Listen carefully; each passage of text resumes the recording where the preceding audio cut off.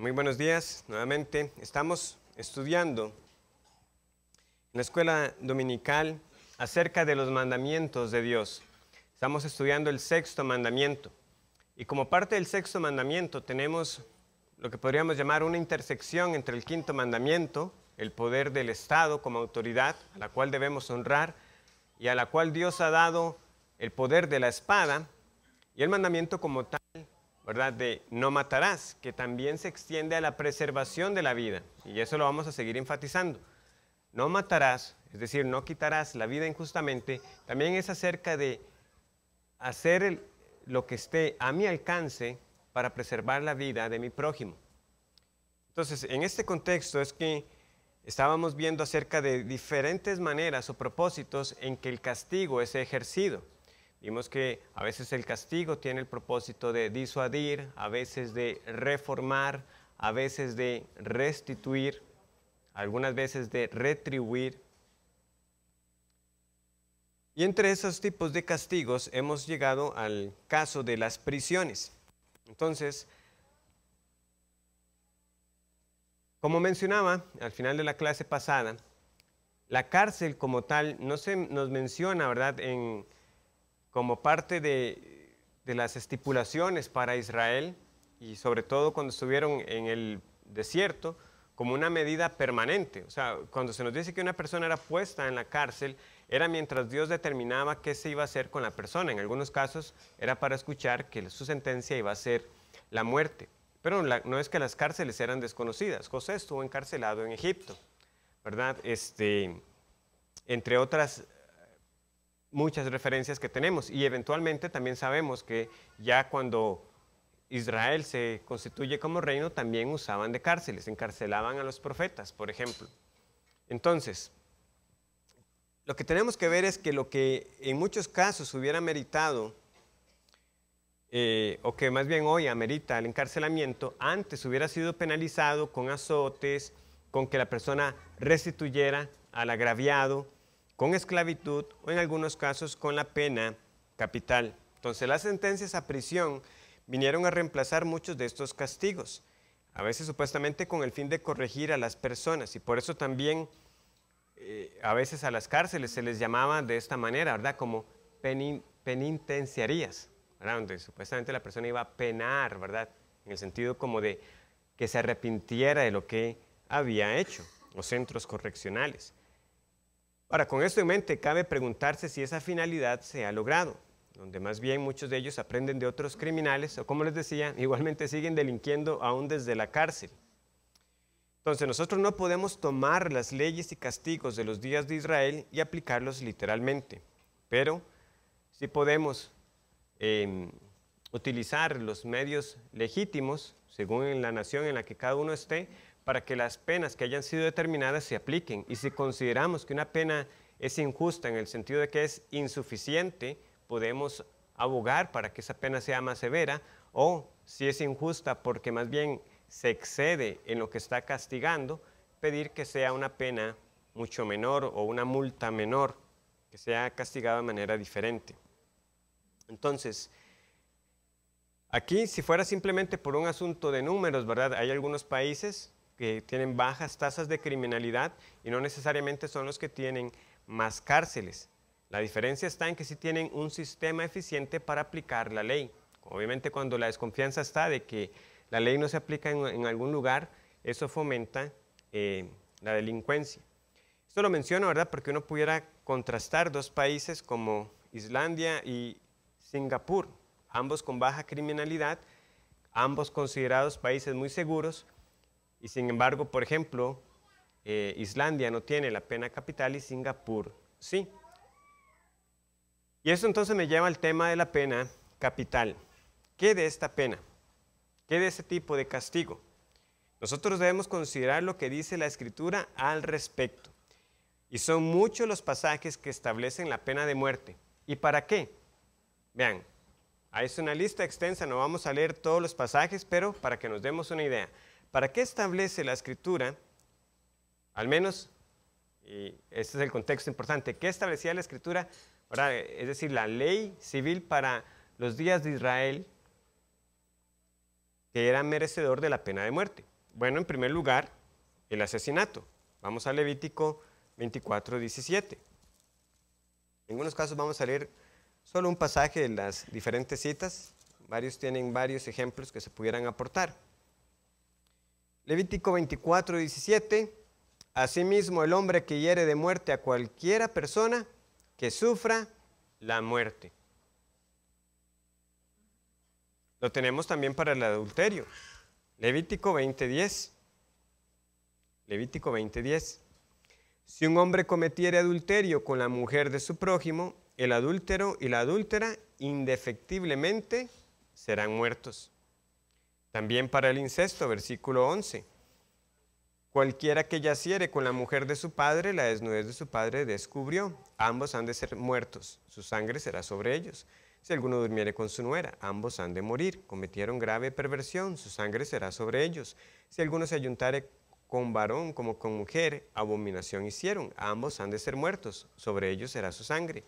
El que tomare mujer y a la madre de ella comete vileza, quemarán con fuego a él y a ellas, para que no haya vileza entre vosotros. El bestialismo, ¿verdad? Que ahí continúa. Son cosas, ¿verdad? A veces difíciles de leer para nosotros, pero están ahí porque sucedían y eran prácticas de las naciones vecinas y el Señor tuvo que advertir contra ellas. Cualquiera que tuviere cópula con bestia ha de ser muerto y mataréis a la bestia.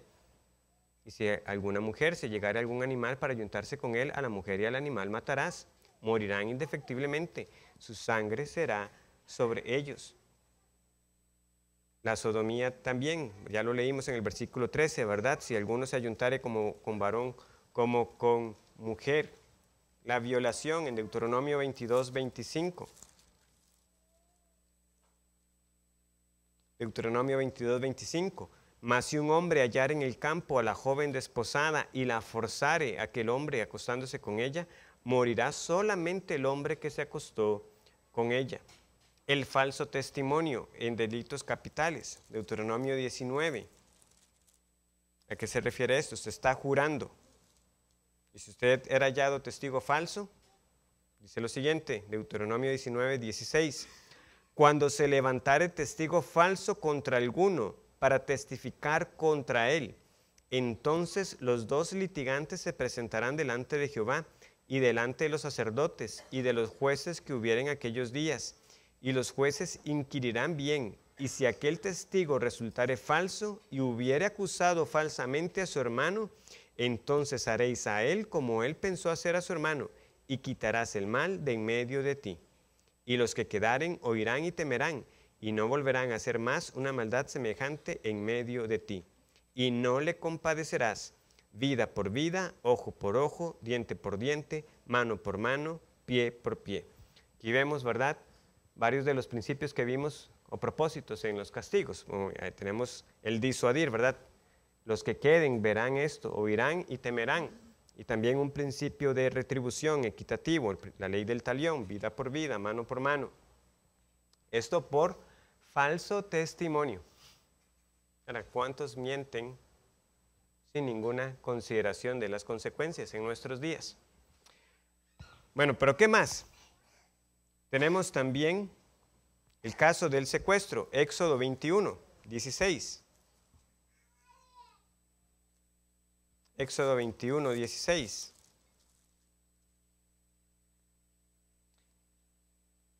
Asimismo, el que robare una persona y la vendiere, o si fuera hallada en sus manos, morirá. También era la pena capital el caso de la fornicación cuando lo cometía la hija de un sacerdote. Eso lo tenemos en Levítico 21:9. Levítico 21:9 nos dice, respecto a la santidad de los sacerdotes, si la hija del sacerdote, si comenzare a fornicar a su padre deshonra, quemada será al fuego. Aquí también hay un cruce con el quinto mandamiento y la consecuencia es la muerte. La brujería, Éxodo 22:18.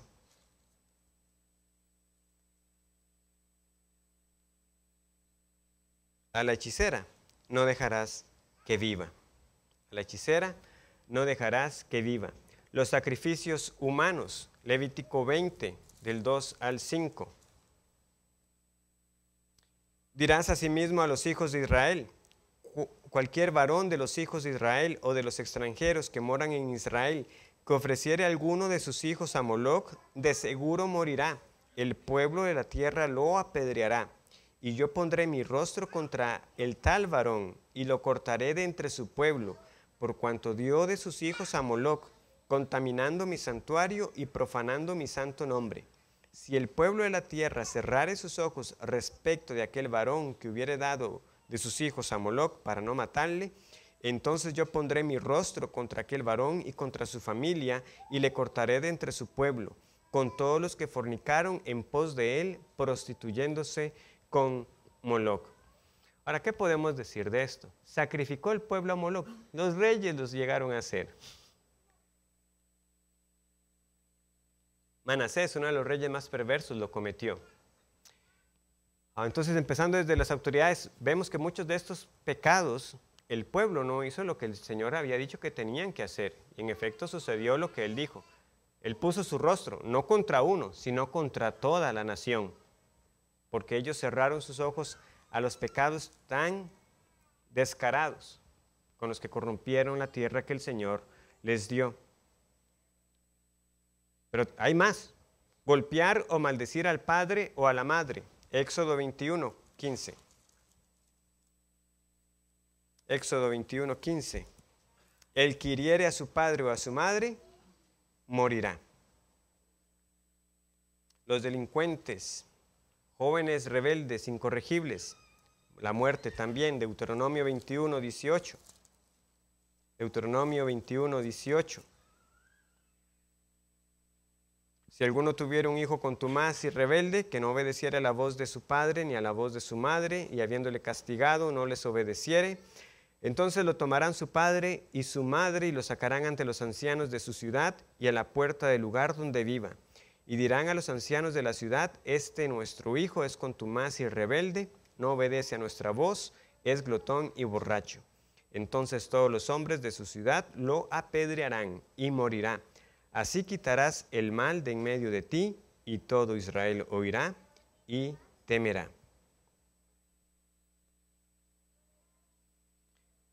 La blasfemia. Levítico 24. Levítico 24. Versículos del 11 al 14. Y el hijo de la mujer israelita blasfemó el nombre y maldijo. Entonces lo llevaron a Moisés, y su madre se llamaba Selomit, hija de Dibri, de la tribu de Dan. Y lo pusieron en la cárcel hasta que les fuese declarado por palabra de Jehová. Y Jehová habló a Moisés diciendo: saca el blasfemo fuera del campamento, y todos los que le oyeron pongan sus manos sobre la cabeza de él, y apedréelo toda la congregación. Quebrantar el día de reposo. Ya habíamos también leído este incidente. ¿Recuerdan Éxodo 35, 2?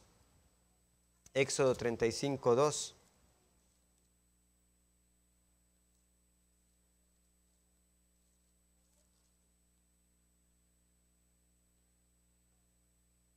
Seis días se trabajará, mas el séptimo día os será santo, día de reposo para Jehová. Cualquiera que en él hiciere trabajo alguno morirá. Y en Números se nos cuenta del hombre que fue a recoger, ¿verdad?, unos pedazos de madera, una leña. También fue declarado que hacer en Números 15, 32 al 36, que muriera. La falsa profecía, Deuteronomio 13. Deuteronomio 13. Versículos del 1 en adelante. Cuando se levantare en medio de ti profeta o soñador de sueños, y te anunciare señal o prodigios, y se cumpliere la señal o prodigio que él te anunció, diciendo: vamos en pos de dioses ajenos que no conociste, y sirvámosles. Ven que este es diferente al caso del que dice ser profeta y dice algo y no se cumple. Este dice algo y se cumple. Pero ¿cuál es el factor determinante? Está diciendo luego que vayan a adorar a otro Dios que no es Dios. No darás oído a las palabras de tal profeta, ni al tal soñador de sueños, porque Jehová vuestro Dios os está probando para saber si amáis a Jehová vuestro Dios con todo vuestro corazón y con toda vuestra alma. En pos de Jehová vuestro Dios andaréis, a él temeréis, guardaréis sus mandamientos y escucharéis su voz, a él serviréis y a él seguiréis. tal profeta o soñador de sueños ha de ser muerto, por cuanto aconsejó rebelión contra Jehová vuestro Dios, que te sacó de tierra de Egipto y te rescató de casa de servidumbre, y trató de apartarte del camino por el cual Jehová tu Dios te mandó que anduvieses. Así quitarás el mal de en medio de ti. Si te incitare tu hermano, hijo de tu madre, o tu hijo, tu hija, tu mujer, o tu amigo íntimo, diciendo en secreto, vamos y sirvamos a dioses ajenos, que ni tú ni tus padres conocisteis, de los dioses de los pueblos que están en vuestros alrededores, cerca de ti o lejos de ti, desde un extremo de la tierra hasta el otro extremo de ella, no consentirás con él, ni le prestarás oído, ni tu ojo le compadecerá, ni le tendrás misericordia, ni lo encubrirás, sino que lo matarás. Tu mano se alzará primero sobre él para matarle, y después la mano de todo el pueblo. Le apedrearás hasta que muera, por cuanto procuró apartarte de Jehová tu Dios, que te sacó de tierra de Egipto, de casa de servidumbre, para que todo Israel oiga y tema, y no vuelva a ser en medio de ti cosa semejante a esta. Y podemos continuar. La lista continúa con los sacrificios a los dioses falsos en Éxodo 22:20. Continúa con el desprecio al sacerdote o al juez. Todo esto ameritaba la pena de muerte. ¿Cuántos de nosotros, si la ley se hubiera aplicado consistentemente y hubiéramos vivido en esos días, hubiéramos sido castigados de esa manera? Eso es lo que hay que entender con las implicaciones de la ley. Realmente creo que se puede argumentar con sencillez que cada quebrantamiento de la ley moral de Dios, de los 10 mandamientos, amerita la pena de muerte. Y todos nosotros, por eso somos dignos de muerte. Israel claramente no ejecutó estas penas de manera consistente y sufrió las consecuencias por ello. Entonces, no matarás, o como vimos más cercanamente, ese no asesinarás, no quitar la vida injustamente, no excluye todas estas indicaciones de Dios, donde Él, como autor de la vida, está diciendo, quienes cometen estos actos han perdido el derecho a vivir. Entonces, ¿qué hacemos nosotros con todos estos pasajes? Es claro que de estas penas de muerte, unas corresponden a la condición de Israel como aquella nación escogida y llamada a la santidad. Algunos de estos casos incluso permitían hasta pagar una fianza y evitar la pena de muerte. Eso es interesante. O sea, habían algunos casos donde la pena era morir, pero existía la posibilidad de librarse si usted pagaba. Vean este ejemplo en Números 35. Números 35. Este es el caso del dueño de un buey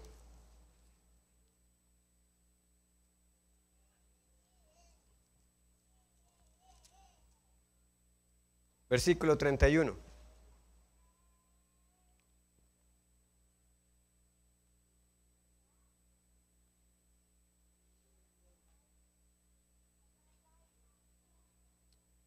Perdón, el caso del buey que tiene un buey acorneador es Éxodo 21:30. Aquí, el que tiene un buey acorneador podía pagar una fianza, pero si ya sabía de antemano que ese buey hacía eso, esa persona ya no tenía el derecho. Pero vean Números 35, 31 al 33, donde se nos está hablando que hay algunos casos que permiten pagar la fianza. Simplemente para que tengan el contexto, yo leo para ustedes, no tienen que buscarlo. Esto es lo que dice Éxodo 21:30. Si le fuere impuesto precio de rescate, entonces dará por el rescate de su persona cuanto le fuere impuesto. Haya acorneado a hijo o haya acorneado a hija, conforme a este juicio se hará con él, ¿verdad? Entonces, él está pagando, ¿verdad? Pero vean que eso es cuando el buey ha matado a otra persona o ha cometido un daño, todavía había cierta esperanza para el dueño de ese buey. Pero aquí en Números 35 el Señor está aclarando que hay unos casos que no permiten eso. Y dice así Números 35, 31. Y no tomaréis precio por la vida del homicida, porque está condenado a muerte, indefectiblemente morirá. Ni tampoco tomaréis precio del que huyó a su ciudad de refugio, para que vuelva a vivir en su tierra hasta que muera el sumo sacerdote. Y no contaminaréis la tierra donde estuviereis, porque esta sangre amancillará la tierra, y la tierra no será expiada de la sangre que fue derramada en ella, sino por la sangre del que la derramó. No contaminéis, pues, la tierra donde habitáis, en medio de la cual yo habito, porque yo, Jehová, habito en medio de los hijos de Israel. No tomaréis precio. ¿Por qué? Porque aunque tenemos todas estas regulaciones, hay algo que no había cambiado porque el Señor lo había instituido, lo había dado como ley aún antes de darle la ley a Israel en el monte Sinaí. Y esto era que el que quita la vida a un hombre, por el hombre su vida le será quitada. Ese principio permanece, tiene su base en Génesis 9, 5 y 6, porque ciertamente demandaré la sangre de vuestras vidas, de mano de todo animal la demandaré, y de mano del hombre, de mano del varón su hermano, demandaré la vida del hombre. El que derramare sangre de hombre, por el hombre su sangre será derramada, porque imagen de Dios es hecho el hombre. ¿Por qué he leído todos estos pasajes? Es para que nosotros veamos la diferencia. Recuerden lo que tenemos en nuestra confesión de fe. Nosotros reconocemos que muchas de las leyes que fueron dadas a Israel fueron para ellos como nación y permanecen ahora como principios para nosotros, no para ser aplicadas literalmente. Sin embargo, no podemos argumentar de esta manera para el caso del que quita la vida injustamente a otro, porque eso fue establecido como ordenanza de la creación. Es antes de Israel. Es la pena equitativa de vida por vida. Se fundamenta en la naturaleza del ser humano siendo hecho a la imagen de Dios. Y la vida humana, siendo preciosa ante los ojos de Dios, muestra que la sentencia por tomar la vida de alguien más es la muerte. Y cuando vamos al Nuevo Testamento no se señala lo contrario. No tenemos ninguna indicación en el Nuevo Testamento de que la pena de muerte sea abrogada o que nosotros debamos decir de que es inapropiada. Sin embargo, cuando nosotros vemos las tendencias actuales, ciertamente la pena capital ha dejado de ser un método de ejecución. Por ejemplo, hay un humanista llamado Steven Pinker, donde él comparte ahora como una gran noticia que la pena capital, la cual él ve como el ejercicio final de la violencia por parte del Estado, está con su propia sentencia de muerte. Y eso lo podemos ver en los gráficos. El primer gráfico que se ve, es decir, sería a mi mano, o sea, al extremo derecho, muestra cuántos países han ido aboliendo la pena de muerte y cómo ha ido en ascenso. Entonces, en todos estos países, la pena de muerte se ha ido quitando. O sea, ya son más de 100 países que la han quitado. Y aún muchos de los países que la tienen, en algunos casos ya tienen décadas de la última vez que ejecutaron a alguien. Y lo mismo entonces va sucediendo con los que aún la tienen y el número de ejecuciones. Como se ve, claramente el número va en descenso. Entonces, aunque algunos países no la han quitado de manera oficial, han pasado muchos años de la última vez que lo hicieron. Más bien en algunos casos es como noticia, ¿verdad? Hace unos días de un español que descuartizó a alguien entonces, en Tailandia, entonces lo más seguro es que le vayan a aplicar la pena de muerte. Singapur, que tiene una baja tasa de criminalidad, más bien sería como un extremo, ¿verdad?, de a veces de la aplicación. El mes pasado ejecutaron a alguien por portar 54 gramos de heroína. Entonces, no es una pena capital por haberle quitado la vida a alguien más. Entonces, aunque algunas personas todavía puedan ver, bueno, parece justo, es que usted mató a alguien, entonces perdió el derecho a la vida, así es como Dios lo estableció. Y también las maneras de las ejecuciones han cambiado, o sea, nosotros ni por asomo, ¿verdad?, estamos viendo lo que antes era, donde usted públicamente, ¿verdad?, iba y presenciaba cómo una persona era ahorcada o sufría una muerte por empalamiento. Se han buscado supuestamente formas menos crueles, con el hecho de la silla eléctrica o la llamada inyección letal, pero aún eso está enfrentando dificultad, porque algunas farmacéuticas ya se están negando a dar las drogas que son suministradas en estos casos. han aparecido estudios de algunos que han hecho autopsias de los que han sido sujetos a la inyección letal y que no parece ser esa muerte tan pacífica como a veces aparenta ser, porque resulta que los cadáveres tenían los pulmones mucho más pesados, señal de que sufrieron un edema pulmonar, que entonces hubo dificultades para respirar antes de que finalmente la persona muriera. Entonces, como les digo, a los ojos de muchos pareciera que la pena capital atenta contra la santidad de la vida, pero a nosotros estaríamos pensando mal, porque el Señor no se equivoca. Precisamente lo que destaca todavía la santidad de la vida humana por encima del resto de la creación es esta pena que el Señor había establecido. Otros apelan también a las injusticias, que hay personas que han sido sentenciadas injustamente, que las pruebas de ADN vienen a mostrar de que hubo un fallo en el juicio, pero como argumenta un teólogo, ahora precisamente que se cuentan con mejores herramientas para estar más seguros de que se está castigando al autor del homicidio, muchos más bien están diciendo que no deberíamos seguirlo haciendo.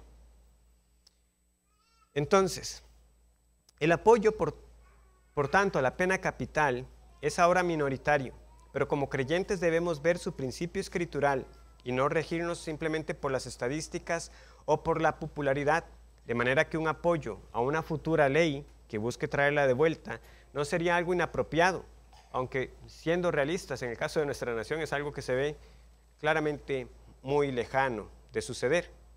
Algo similar es cuando pasamos al tema de la guerra.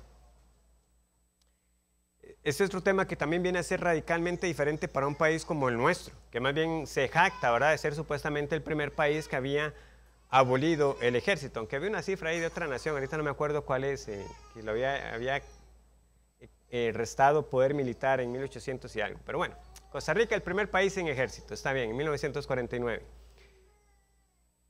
Recientemente nuestros hijos, por alguna razón, están pidiendo que quieren ver desfiles militares, o sea, ver cuando están desfilando por las calles y se quedan impresionados con el orden, la disciplina, que eso se hace, ¿verdad?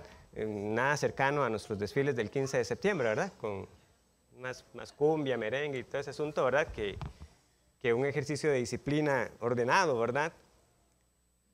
Pero no deja de ser de que los números asombran, ¿verdad? Con los miles de millones de dólares que cuesta mantener a un ejército y uno preguntarse si realmente vale la pena tener uno. Pero surge la pregunta natural, papá, ¿y qué pasa si atacan a Costa Rica? ¿Con qué nos defendemos?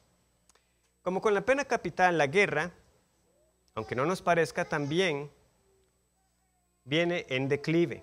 Si nosotros prestamos atención a las Escrituras, nosotros notaremos cuán frecuentemente habían guerras.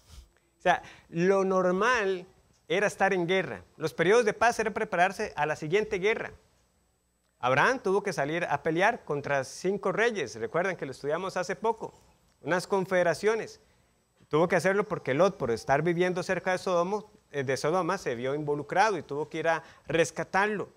Los egipcios, ¿qué era lo que temían con esa cantidad de israelitas? Nosotros lo leemos ahí, que ellos endurecieron la mano contra los israelitas porque temían que se venía una nación contra ellos, los israelitas se unieran y entonces de esa manera se volvieran contra ellos. Cuando Israel está en el Éxodo, ¿cuántos enfrentamientos tuvieron? Tuvieron que pelear contra Amalek. Cuando quisieron pasar por Edom, Edom le dijo, si te atreves a pasar por mi tierra, yo salgo contra ti. O sea, es que el estado era ese. Se estaba en estado de alerta y en cualquier momento, cualquier razón, podía meritar irse a un enfrentamiento. De hecho, cuando se hacen los recuentos de los reyes, Moisés venció a Og, rey de Basán, y a Sehón, rey de los amonitas. Y luego se nos da la lista de los reyes que Josué venció. ¿Alguien sabe cuántos reyes fueron? 31 reyes, nos dice Josué, el libro de Josué. 31 reyes vencidos. El tiempo de los jueces es una descripción de invasiones y saqueos. A David, ¿por qué se le impidió construir el templo? Porque era un varón de guerra. Él pasó en guerra. ¿Contra quién? Contra los filisteos y varias de sus naciones vecinas. De hecho, el que disfrutó el tiempo de paz fue Salomón. De él finalmente se nos dice en 1 de Reyes 4, 24 y 25 que él finalmente tuvo paz por todos lados alrededor y que Judá e Israel vivían seguros, cada uno debajo de su parra y debajo de su higuera. desde Dan hasta Beerseba, todos los días de Salomón. O sea, ese es un periodo más bien inusual, donde vemos que se disfrutó de paz. Pero ya sabemos luego lo que siguió. El reino se divide y leemos de las invasiones de sirios, de los asirios, de los babilonios. Guerra, guerra, guerra y guerra. Y cuando nosotros pensamos en nuestros días, bueno, dependiendo de la edad que usted tenga, ¿verdad?, de cuáles guerras se acuerda, bueno, algunos podrán decir, bueno, estuvo Vietnam, estuvo la del Golfo Pérsico, la guerra en Siria, Irán, Afganistán, más recientemente Rusia contra Ucrania, la guerra en Siria hace unos años también, una gran masacre. Y pareciera ahora como que el mundo pasa en guerra. Pero eso es a veces, si usted lo ve desde la óptica, desde los medios, que ellos están informando. Cuando usted lo quiere comparar, pues realmente entre las naciones más poderosas, también el número de enfrentamientos se ha reducido. Y esa lista que, como les digo, aparentemente inició nuestro país en aquel año, ahora ya va por 39 países. 39 países que oficialmente ya no tienen fuerzas militares, no tienen ejércitos, o que tienen algún acuerdo de que otra nación sería la que vendría en su defensa en caso de un conflicto armado. Algo similar también podríamos ver con el tema de los armamentos nucleares. Están ahí todavía, sí, pero cada vez hay menos de estas armas. ¿Por qué? Pareciera que al final todos están de acuerdo de que enfrentarse en una guerra nuclear es sencillamente firmar una sentencia de muerte para todas las partes, lo que sería un invierno nuclear. Las proyecciones de las consecuencias de una guerra como tal, no de lanzar una bomba, sino de lanzamientos de varias de estas bombas, sencillamente es una catástrofe de la que se tardarían años en reponerse. Obviamente no faltará quien diga que ya eso sería el fin de la vida en el planeta. Entonces el panorama en estos casos no es muy alentador. Pero también esa capacidad nuclear ha ido en disminución. Algunos dicen que las que quedan es simplemente para disuadir al otro como, no lo intente porque yo todavía tengo. Y ahí se quedan las armas, posiblemente sin ser utilizadas. Ahora, ¿por qué les comparto estas cifras? Como les digo, esto fue de un libro que leí hace unos años. Desde la óptica secular, este tipo de métricas, la pena capital va de salida, cada vez hay menos conflictos armados, cada vez hay menos armas nucleares. Lo que hay es una esperanza de paz sin Dios. Lo que ellos están viendo es el progreso de la humanidad. Vean cómo podemos avanzar como raza humana, como especie, dirán ellos, ¿verdad? Porque somos otra especie más en este planeta. ¿Cómo podemos avanzar como especie para tener días de paz y no esperar a los días mesiánicos que nos hablan las religiones para disfrutar de una paz permanente? Y sin embargo, hermanos, esos números están ahí. Podemos ser conscientes de ellos. Son tendencias, sí, que se pueden medir, pero al final son eso, son tendencias. La única paz garantizada es la que Cristo establecerá en la consumación de su reino y cuando las armas finalmente se convertirán en herramientas de trabajo. ¿Recuerdan cuando leíamos eso en Miqueas, verdad? Ya no se ensayarán más para la guerra y las espadas y las lanzas se convertirán en arados y en rejas, asadones para trabajar el campo de la tierra. Sin embargo, ¿cómo sabemos nosotros que, de nuevo, esas tendencias son una esperanza vana?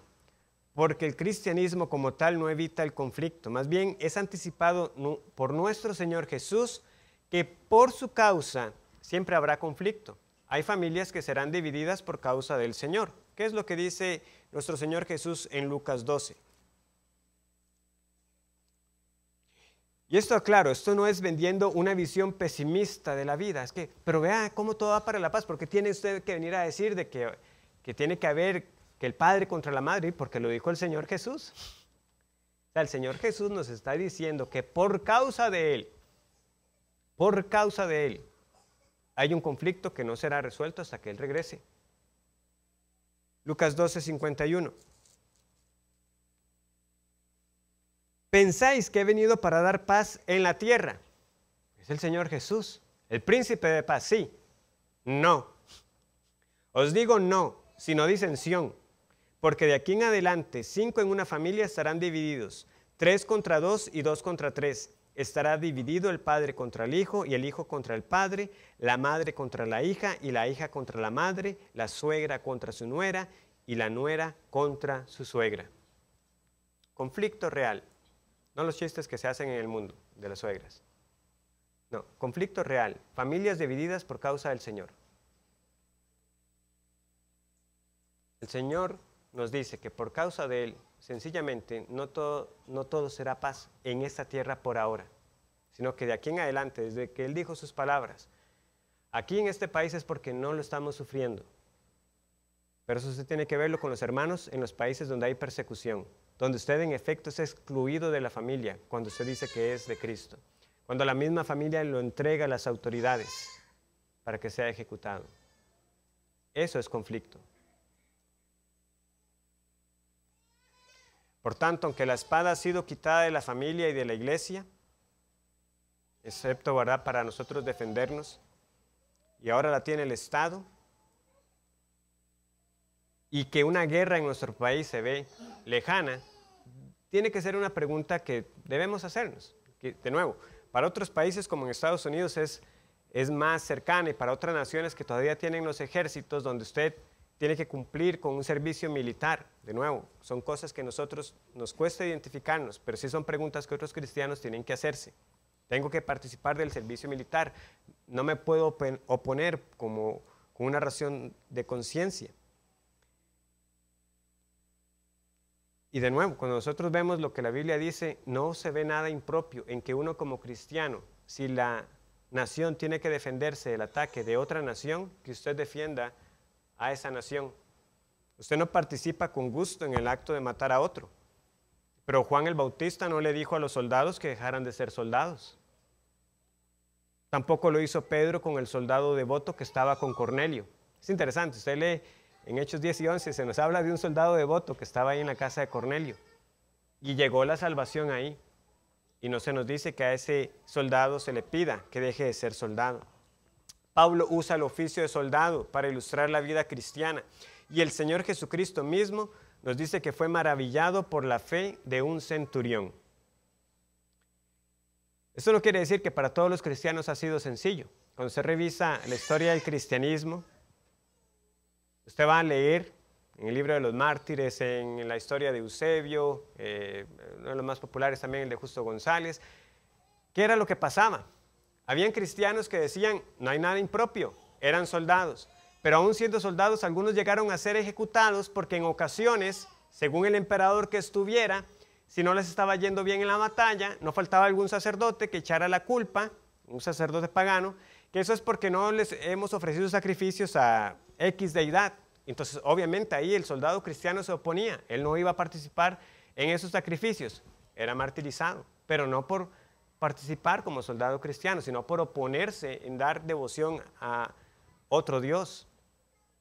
Pero hubo quienes sí se opusieron y dijeron que no iban a participar en ser soldados, aun si el Estado se los pedía. Y ese quizás pudiera ser como el argumento de mayor peso para los que dijeran, yo no participaría en un conflicto así, porque ¿qué pasa si yo sé que en el otro bando también hay cristianos? Le quitaré la vida a un hermano en un eventual conflicto. Por eso es que han surgido varias teorías, y una de las más populares es la teoría de la guerra justa. La teoría de la guerra justa, es decir, ¿cómo sabe usted entonces que si va a participar, está bien hacerlo? Bueno, esa teoría de la guerra justa, ¿verdad? Hay mucho que se pudiera decir, pero algunos de los principios generales es, usted se va a asegurar de lo siguiente, la causa es justa, se condena la agresión, es legítima la guerra defensiva. O sea, usted no estaba buscando el conflicto, pero vienen contra usted. De nuevo, es válido defenderse, la nación puede responder. Usted está apoyando una causa justa. No había motivo para que nos atacaran, yo voy a defender. La intención es justa también. La intención legítima es asegurar una paz para todos los implicados. No es la venganza, no es la conquista, no es el beneficio económico, ni la supremacía ideológica. Ahora, nosotros sabemos, ¿verdad?, cuando siempre hay un conflicto, qué difícil a veces es juzgar entre las dos partes involucradas, porque nosotros estamos, como diríamos, ¿verdad?, del lado de los espectadores. Hay que ver la óptica de nuevo, si fuéramos nosotros los que estuviéramos ahí. También una guerra es justa porque es el último recurso. Solo se puede entrar en una guerra cuando todas las negociaciones y compromisos han fracasado. No es la primera alternativa. También es justa porque ha habido una declaración formal de parte de las autoridades pertinentes. Se ha declarado oficialmente que estamos en guerra. Usted no simplemente va y ataca a otro sin razón alguna. ¿Qué otras cosas? Bueno, tienen que ser medios proporcionados, es decir, la fuerza utilizada es la necesaria para acabar con la agresión y para disuadir futuros ataques, no es una fuerza desmedida. También se busca, ¿verdad?, no herir a los que no están directamente implicados, aunque las bajas civiles parecen inevitables siempre que hay una guerra. También es una justicia comparativa. Uno lo que busca es librarse de la guerra, a menos de que los males sean suficientemente graves como para justificar la matanza. También se analiza la probabilidad de éxito. Debe haber una probabilidad razonable de que la guerra alcance sus objetivos. Y últimamente se busca tratados y acuerdos en buena fe. Ahora, algunos de estos postulados, ¿verdad?, porque no todos son principios necesariamente cristianos o basados en versículos, pero algunos de ellos hacen eco de la palabra de Dios. Por ejemplo, Jesús, ¿verdad?, enseñando acerca del costo de seguirle a Él, dice, ¿verdad?, ¿qué rey no estima primero si puede vencer con 10,000 al que viene contra él contra 20,000? O sea, eso es parte de lo que se nos está diciendo aquí. O sea, usted no se va a meter en una guerra innecesariamente, usted calcula el costo asociado y si realmente la probabilidad de éxito y la fuerza con la que usted cuenta es la suficiente. También habían otros principios. En el Antiguo Testamento, el Señor le dice a Israel que no talen los árboles, por ejemplo. De nuevo, eso es no aplicar fuerza desmedida, no es destruir por destruir. Usted no se alegra de estar matando. Aunque el Señor nos ha dado, por ejemplo, permiso de matar a los animales para nuestro sostenimiento, no es algo que se hace con gozo y con alegría. Y lo mismo pasaba con los árboles, porque el árbol del campo no es hombre para venir contra ti, le dice el Señor en Deuteronomio 20:19.